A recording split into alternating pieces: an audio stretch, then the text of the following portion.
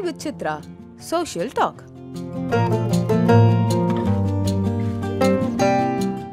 இந்த புத்தகத்தெல்லாம் எழுதுறதுக்காக பல புத்தகங்களை நீங்கள் படிச்சீங்க எம்ஜிஆரை பற்றி. அதுக்கு முன்னால் எம்ஜிஆரை பற்றி உங்களுக்கு ஒரு பிம்பம் இருந்திருக்கும். அது என்னவா இருந்தது? ஒரு நடிகர். புத்தகத்தை படித்ததுக்கு பிறகு என்னவா மாறி? இப்போ அவர் ஒரு தெய்வம். புஸ்தகம் படித்து இப்போ எழுதி நிறைய மக்கள் எல்லாம் சந்தித்த பிறகு இப்போ அவருக்கு திருநின்ற ஊரில் கோயில் கட்டியிருக்காங்க. அங்கே மாலை போடுறாங்க. எம்ஜிஆர் இறந்த நாள் அன்றைக்கி மாலை போட்டு எம்ஜிஆர் பிறந்த நாள் வரைக்கும் விரதம் இருந்து அவர் சந்நிதியில் மாலையை கலட்டுறாங்க. அப்புறம் அந்த வாரம் இந்த வெள்ளி சனி வெள்ளி செவ்வாய் அமாவாசை பௌர்ணமிக்கு திருவீதி உலா கொண்டு வர்றாங்க.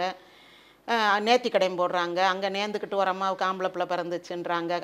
ஆக்சுவலாக அந்த கோயில் கட்டினதே சங்கீதா அவங்க அம்மா அந்த கலைவாணர் ஒய்ஃப் கடன் அடையணும், நான் எம்ஜிஆர் கோயில் கட்டுறேன்னு சொல்லி அவங்களுக்கு கடன் அடைஞ்சதுனால இந்த இவ்வளோண்டு அந்த அவங்க இடத்துலையே ஒரு கோயில் கட்டியிருக்காங்க. அந்த மாதிரி நிறைய பேர் அவரை தெய்வமாக நினைக்கிறாங்க. அதுக்கு உரிய அந்த வையத்துள் வாழ்வாங்கு வாழ்பவன் வானுரையின் தெய்வத்துள் வைக்கப்படும்ன்றது கரெக்டு.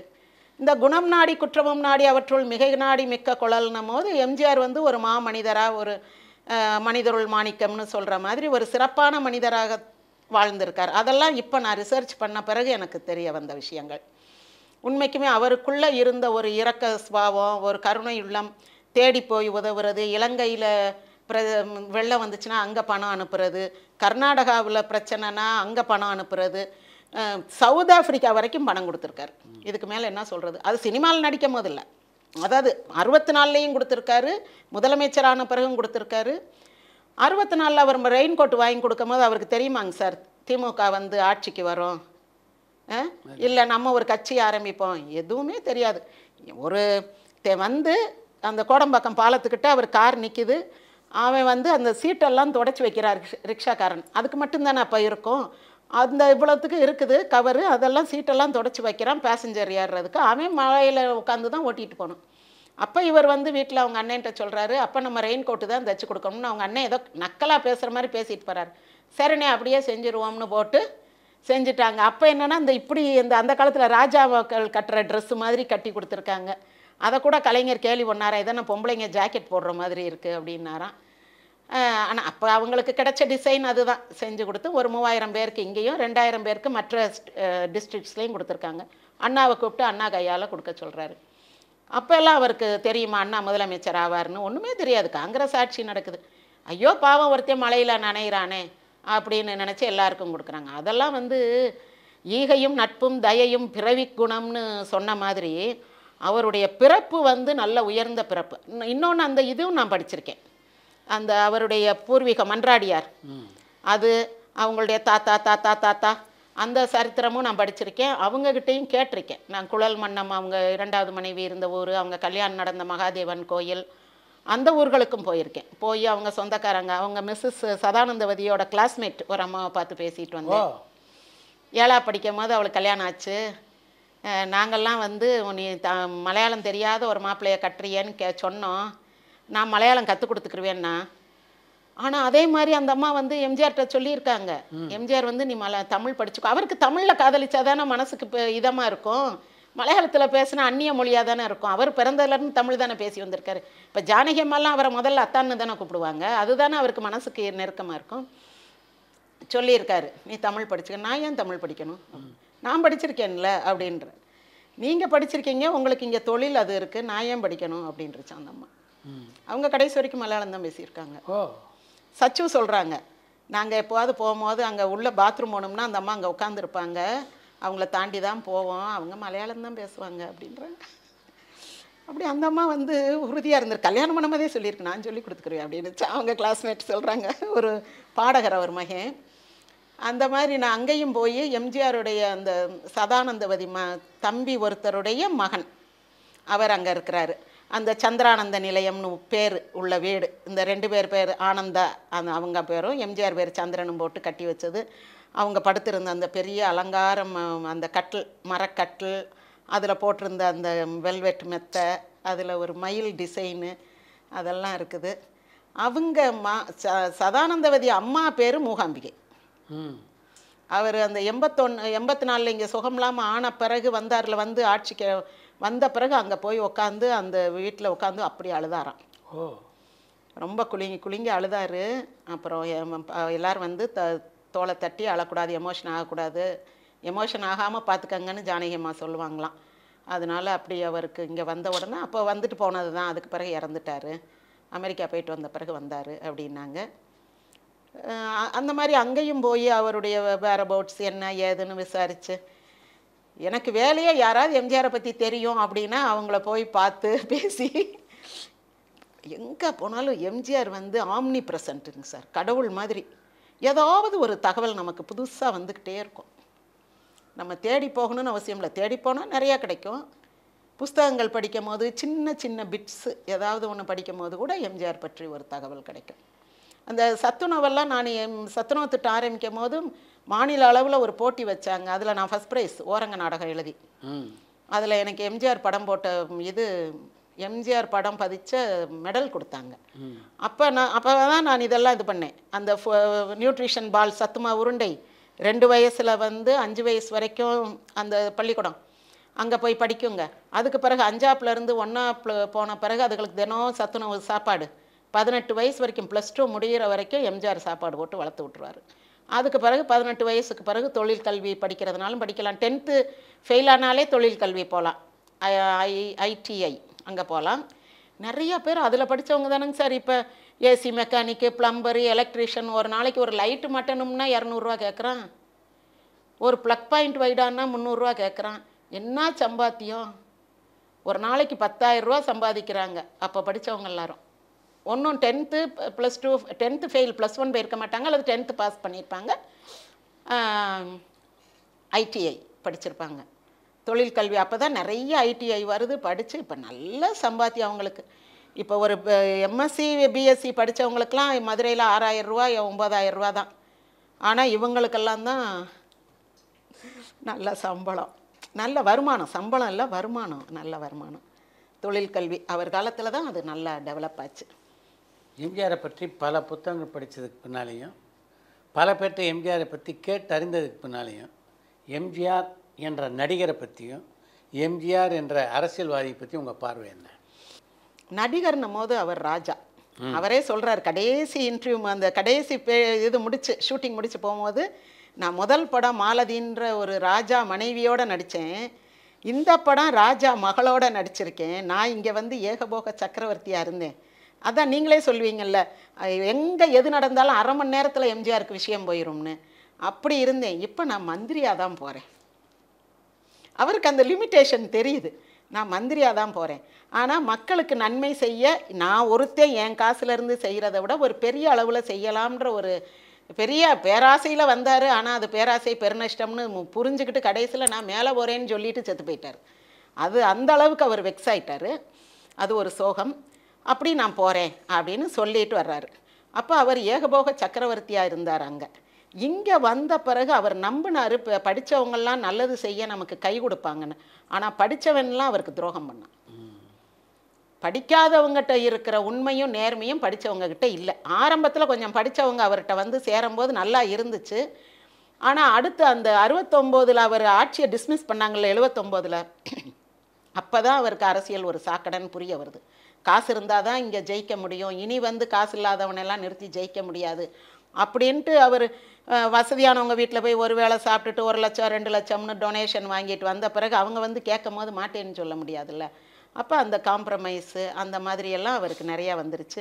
அதுக்கு முன்னாடி அவர் வீட்டுக்கு மீன் சப்ளை பண்ண ஆளெல்லாம் நிப்பாட்டி MLA ஆக்குனார் 2 வருஷம் இருந்து. அதுக்கடுத்த தடவை போய் ஐயா நான் இந்த தடவை நிற்கவான்னு கேட்டதுக்கு வேணாம்ப்பா, இந்த தடவை ரொம்ப போட்டி இருக்குது, செலவழிக்கிறவன் தான் நிற்க முடியும், நீ எல்லாம் இருக்கிற பென்ஷனை வச்சுக்கிட்டு கம்முன்னு இருந்துக்கன்ட்டார். அப்போ அந்த 80 வரும்போது இந்த அரசியலுடைய கோர ரூபம் அவருக்கு தெரியுது. அவரால் முடியலை.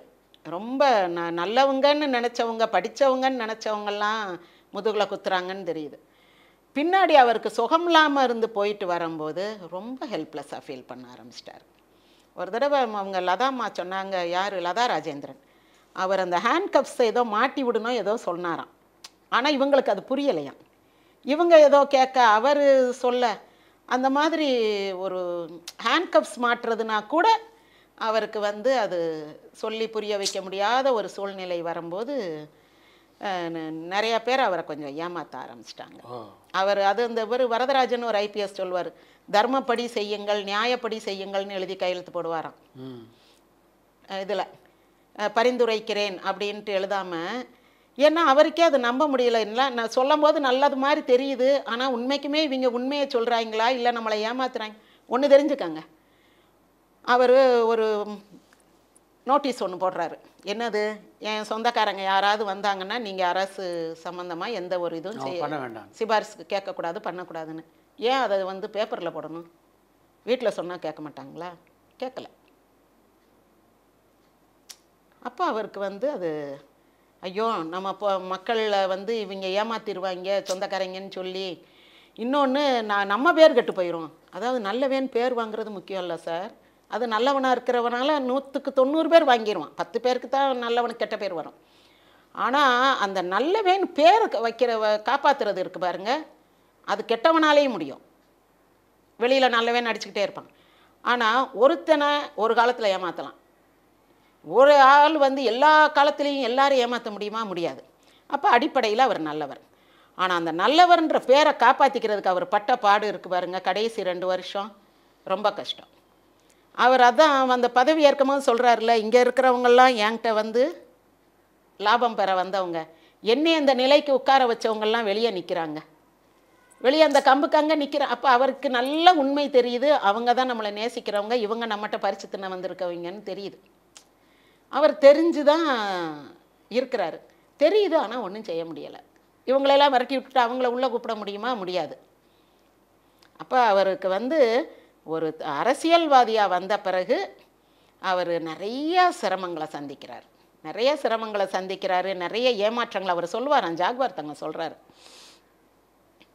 எனக்கு எதிரிகளே கிடையாது தங்கம், துரோகிகள் தான் அப்படின்னு. அப்போ அவருக்கு எதிரின்னு ஒரு ஆளை ஃபிக்ஸ் பண்ணால் நேருக்கு நேரம் மோதலாம், பலவித அதனை ஸ்ட்ராட்டஜிஸை ஃபாலோ பண்ணலாம். ஆனால் துரோகின்னு தெரிஞ்சிட்டா எப்படி இது பண்ணுறது? அவன் முதுகுலையில் குத்துவான். அப்படி அவருக்கு ரொம்ப வெக்ஸ் ஆகிட்டார். பின்னாடி அவருக்கு மனிதர்களை நம்பவே முடியலை, சொந்தக்காரங்களையும் நம்ப முடியல. ஏன்னா எங்கள் வீட்டுக்கிட்டே ஒரு புரோக்கரை பார்க்க 2 பேர் மலையாளிஸ் வருவாங்க, ஒரு ஹவுஸ் புரோக்கர். அவங்க சொல்லுவாங்க, நாங்கள் எம்ஜிஆருக்கு சொந்தக்காரங்க அப்படின்வாங்க. எனக்கெல்லாம் கோபம் வரும், இவன் என்ன எம்ஜிஆருக்கு சொந்தக்காரன் இப்போ சொல்லிக்கிட்டு இருக்கேன், இவ்வளோ நாள் சொன்னா நான் எம்ஜிஆருக்கு சொந்தக்காரன்னு. இப்படி நிறைய பேர் கிளம்பியிருக்காங்க போல் இப்போ மலையாளத்துக்காரங்கெல்லாம் எம்ஜிஆருக்கு சொந்தக்காரங்கன்ட்டு அப்படின்னு நான் நினைப்பேன். அப்போ அந்த புரோக்கர் அண்ணே அந்த அண்ணே சொன்னாங்க, கூலண்ணேன்னு சொல்லி எங்கள் வீட்டு பக்கத்தில் குடியிருந்தாங்க. ஏமா அவர் எம்ஜிஆருக்கு சொந்தக்காரமா அப்படிமான்னு. அப்போ இந்த மாதிரி நிறைய பேர் அப்படி பேச ஆரம்பித்து பொதுமக்களும் அதை ஓ எம்ஜிஆருக்கு சொந்தக்காரரா அப்படின்னு நினைக்கிற அளவுக்கு. அதனால தான் அந்த ஆள் யார் எவருனே தெரியாது, எம்ஜிஆருக்கு இன் வாட் வே இஸ் ரிலேட்டட்னு கூட தெரியாது. சும்மா வெறும் மலையாளியாக கூட இருக்கலாம், நமக்கு என்ன தெரிய போதா? நம்ம எம்ஜிஆர்னோன்னு ஆகா அப்படின்னு ஒரு காப்பி வாங்கி கொடுப்போம். உடனே வாங்கய்யா உட்காருங்க காப்பி குடிங்க, நீங்கள் எம்ஜிஆருக்கு சொந்தமா? அப்படியா, அங்கேருந்து வந்திருக்கீங்களா, பார்த்துருக்கீங்களா, பேசியிருக்கீங்களா, வீட்டுக்கு போனீங்களா, அந்த அம்மா நல்லா கவனிக்குமா, இப்படி நம்ம என்னத்தையாவது நமக்கு தெரிஞ்சதை பேசுவோம்.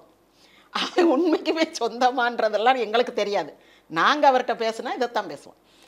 அப்போது எம்ஜிஆருக்கு அதை கண்ட்ரோல் பண்ண முடியாமல் தானே பத்திரிகையில் போட்டு நம்மகிட்ட சொல்கிறாரு, ஐயா சாமி நீங்களாவது எச்சரிக்கையாக இருந்துக்கங்க, இந்த மாதிரி ஏமாத்துக்காரங்க நிறையா பேர் புறப்பட்டுருக்காங்கன்ட்டு.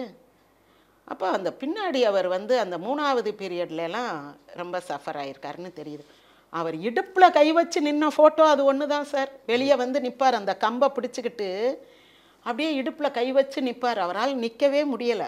இல்லைன்னா எப்படி படிக்கட்டில் ஏறுவார், எதையும் பிடிக்காமல் அப்படி நேராக நிமிந்து கடன்னு ஏறுற ஆள் இடுப்பில் கை வச்சு நிற்பார். அப்புறம் ஒரு சேரை கொண்டு வந்து போடுவாங்க, அந்த சேர் ஒரு விளங்காத சேர், அதில் போட்டால் நிமிந்து உட்காந்து பேச முடியாது.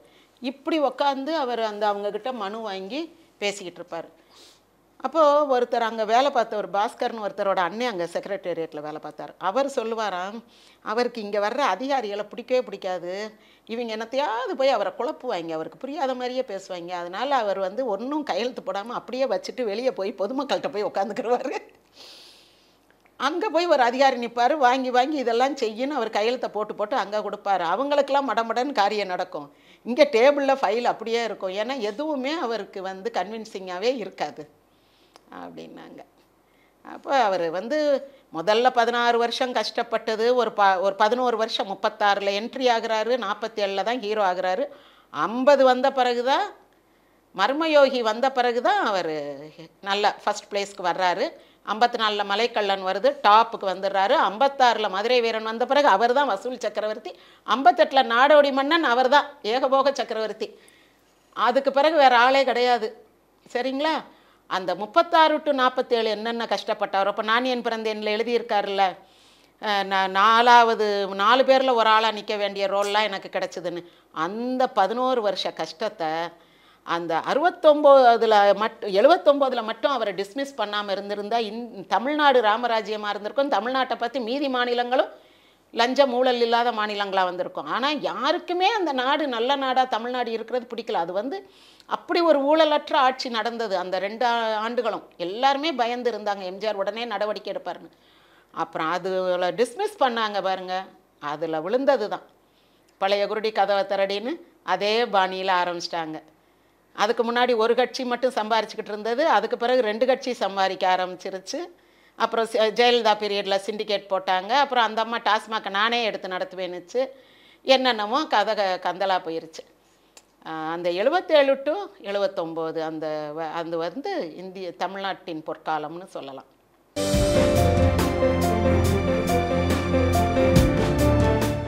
எம்ஜிஆர் நடித்த திரைப்படங்களில் உங்களை கவர்ந்த திரைப்படம் எது? இது படகோட்டி சொல்லலாம். மதுரை மீனாட்சி அம்மன் கோயிலுக்கு எம்ஜிஆர் 2 முறை போயிருக்காரா? எம்ஜிஆருக்கு ஜோடியாக நடித்த நடிகைகளில் உங்களுக்கு யாரை ரொம்ப பிடிக்கும்? ஹைட்டு, வெயிட்டு, அழகு, அந்த முக சைஸு எல்லாமே. இவர் என்ன ஹைட்டோ அந்த ஹைட்டுக்கு அந்த அம்மா. இவர் முகம் எந்த சைஸ் இருக்குமோ, சதுர முகம் இல்லையா, அந்த மாதிரி அந்த அம்மாவும் சதுர முகம்.